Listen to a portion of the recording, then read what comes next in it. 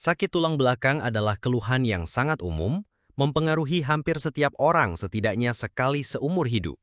Namun, sakit tulang belakang sendiri adalah istilah yang luas, mencakup berbagai jenis nyeri yang dapat muncul di sepanjang kolumna vertebralis, mulai dari leher hingga tulang ekor. Memahami jenis-jenis nyeri ini, lokasinya, dan karakteristiknya adalah kunci untuk diagnosis yang tepat dan penanganan yang efektif. Mari kita selami lebih dalam ragam nyeri tulang belakang, dari sensasi pegal ringan hingga nyeri yang menjalar dan melemahkan. Anatomi dan area tulang belakang. Untuk memahami jenis-jenis nyeri, penting untuk mengetahui bagian-bagian utama tulang belakang, yaitu tulang belakang servikal atau leher, terdiri dari 7 vertebra teratas, C1 hingga C7. Area ini sangat fleksibel dan menopang kepala. Tulang belakang torakal atau punggung atas atau tengah, terdiri dari 12 vertebra, T1 hingga T12, yang melekat pada tulang rusuk yang membentuk sangkar pelindung di sekitar organ vital. Area ini lebih stabil dan kurang fleksibel dibanding leher atau punggung bawah. Tulang belakang lumbal atau punggung bawah terdiri dari 5 vertebra terbesar, L1 hingga L5. Area ini menanggung sebagian besar beban tubuh dan sangat rentan terhadap cedera. Sakrum dan coccygeus atau tulang ekor. Sakrum adalah tulang segitiga besar di dasar tulang belakang, bersatu dengan panggul. Coccygeus adalah tulang kecil di ujung tulang belakang. Nyeri dapat muncul di salah satu atau beberapa area ini dengan karakteristik yang berbeda. Jenis-jenis sakit tulang belakang berdasarkan lokasi dan karakteristik. 1. Nyeri leher atau cervicalgia. Nyeri leher adalah keluhan umum yang dapat berkisar dari rasa kaku ringan hingga nyeri tajam yang membatasi gerakan. Mengingat mobilitas tinggi leher dan beban yang ditanggungnya, yaitu berat kepala, tidak heran jika area ini sering mengalami masalah. Penyebab umum, yaitu ketegangan otot, seringkali akibat postur yang buruk, misalnya membungkuk di depan komputer atau text neck, tidur dalam posisi yang canggung atau stres emosional, cervical spondylosis atau osteoartritis leher, degenerasi sendi dan cakram di leher karena usia, menyebabkan kekakuan dan nyeri kronis. Taji tulang dapat terbentuk dan menekan saraf. Whiplash, cedera akibat gerakan tiba-tiba kepala ke depan dan ke belakang, misalnya pada kecelakaan mobil, menyebabkan otot dan ligamen leher meregang atau robek. Herniasi cakram servikal atau HNP leher, cakram di leher menonjol dan menekan saraf yang menyebabkan nyeri yang menjalar ke bahu, lengan, dan tangan, atau radikulopati servikal, atau stenosis servikal, yaitu penyempitan kanal tulang belakang di leher yang menekan sumsum tulang belakang atau myelopati servikal. Karakteristik nyeri dapat terasa seperti pegal, kaku, terbakar, atau tertusuk. Seringkali disertai dengan keterbatasan gerak kepala, kaku saat bangun tidur atau nyeri yang memburuk saat melihat ke atas atau ke bawah dalam waktu lama. Jika ada penanganan saraf, nyeri bisa menjalar ke salah satu atau kedua lengan, disertai kesemutan, mati rasa, atau kelemahan. Nyeri punggung atas dan tengah atau thoracic back pain. Area punggung torakal jauh lebih stabil dibandingkan leher atau punggung bawah karena melekat pada tulang rusuk yang membentuk sangkar pelindung di sekitar organ vital. Oleh karena itu, nyeri di area ini cenderung lebih jarang terjadi dibandingkan nyeri leher atau punggung bawah, tetapi bisa sama mengganggu.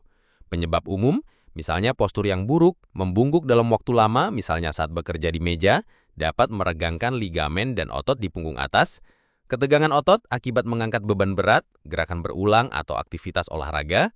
Skoliosis atau kifosis, kelengkungan abnormal tulang belakang. Skoliosis ke samping, kifosis membungkuk ke depan, dapat menyebabkan ketidakseimbangan otot dan tekanan pada sendi. Fraktur kompresi, terutama pada individu dengan osteoporosis, vertebra torakal bisa patah akibat tekanan ringan atau tanpa cedera yang jelas, menyebabkan nyeri tajam.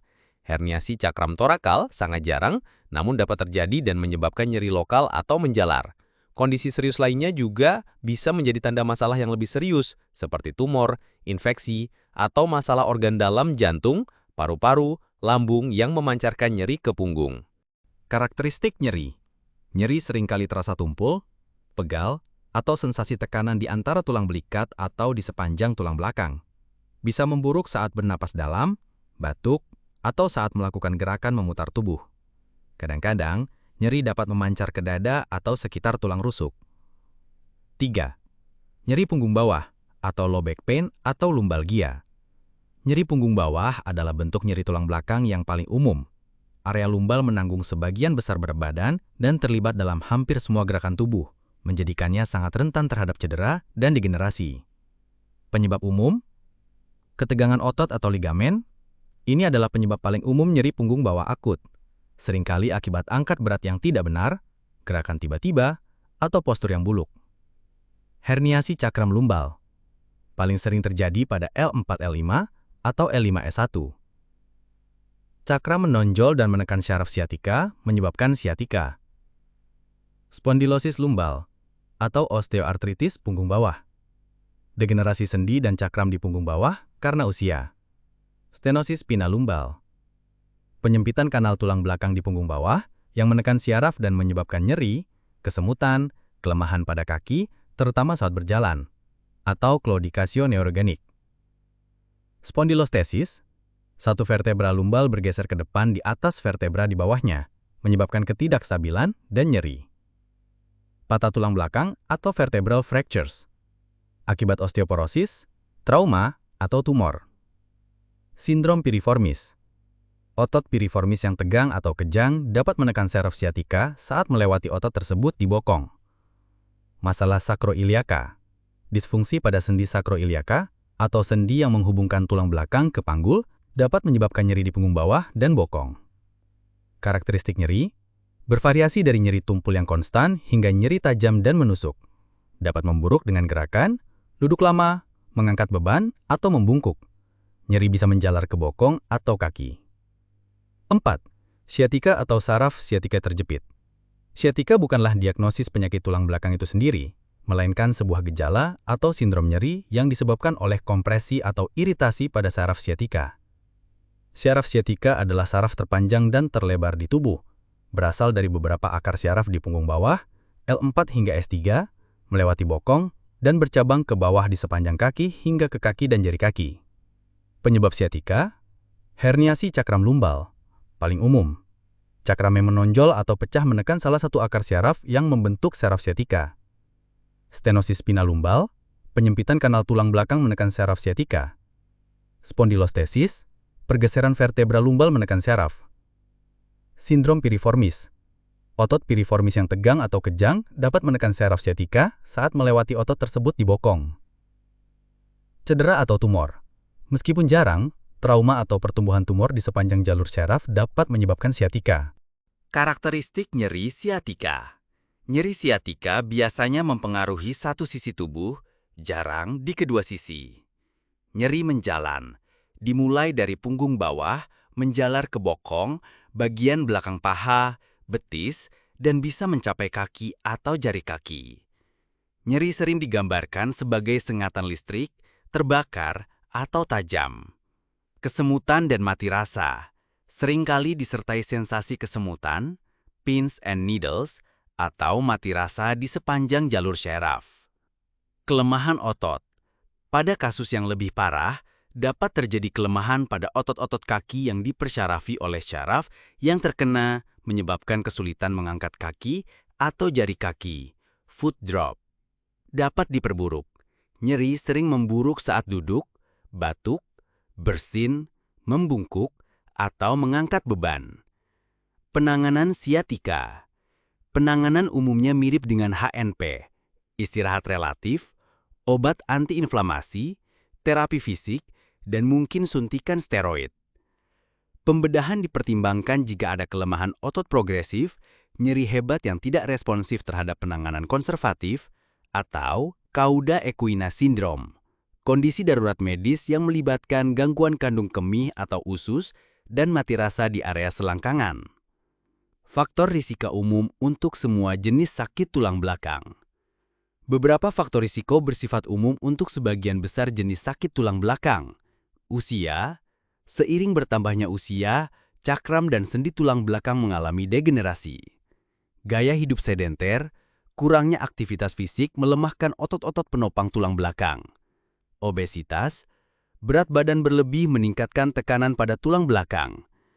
Postur buruk, baik saat duduk, berdiri, maupun tidur. Pekerjaan fisik berat, melibatkan angkat berat, memutar, atau membungkuk berulang kali. Merokok, dapat mengurangi aliran darah ke cakram, mempercepat degenerasi. Stres. Ketegangan emosional dapat menyebabkan ketegangan otot. Genetika. Ada kecenderungan genetik untuk beberapa kondisi tulang belakang. Kapan harus khawatir? Red flags.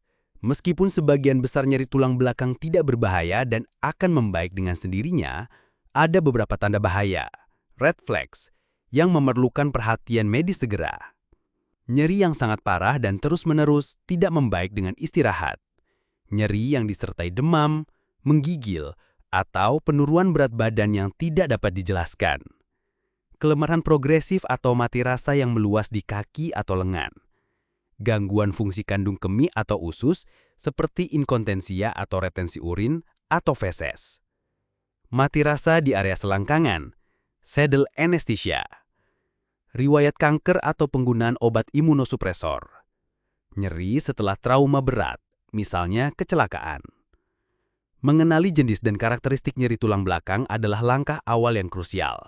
Jika Anda mengalami nyeri tulang belakang yang persisten, parah, atau disertai gejala neurologis, sangat disarankan untuk berkonsultasi dengan dokter atau spesialis tulang belakang untuk diagnosis yang akurat dan rencana penanganan yang tepat.